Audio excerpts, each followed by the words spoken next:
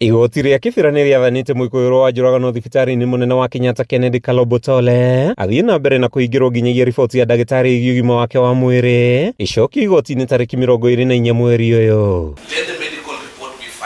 Mucirithania Daisy Mutahi niwe wathanite ũũ akiuga riboti ya thibitari wa Kenyatta ni kuonania kana mwikuirwo ni arathie na mbere na kurigitwo kana ni erekereirio. A medical report to be availed from Kenyatta National Hospital on the treatment of the accused person, of the suspect, whether he'd been discharged or not, and whether he was continuing with any treatment.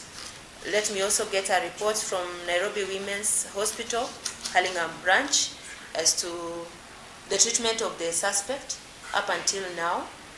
This will help the court to make an informed decision on the matter. Maabitha uthuthuria ni mekwendaga maheo thiku 21 marĩkie uthuthuria wao makiuga harĩ na mĩtaratara ya uthuthuria itarĩ mĩrĩkĩrĩru ta kuoya irore kwandĩkithia riboti ya mwĩkũĩrwo hamwe na mangĩ. With all that particular all in mind, let the medical report be filed, but as we wait for the police to conduct the investigation, let him be placed in custody at Kenyatta Hospital where he was continuing receiving treatment. Hamwe na macio thuthuria wa kiria kioragire Mwangi ndũrĩ wekĩka athuthuria ho makĩra igoti mwĩkũĩrwo ndoĩkaine ikaraga kũ na ngerekererio hota kũhotomia uthuthuria ũrĩa ũrathiĩ na mbere. Even if he will be held at the police station, Your Honor, he will be taken for treatment. The investigation team is aware that there is some treatment which he is currently undergoing, and that is what I say, diabetes. He will receive that treatment.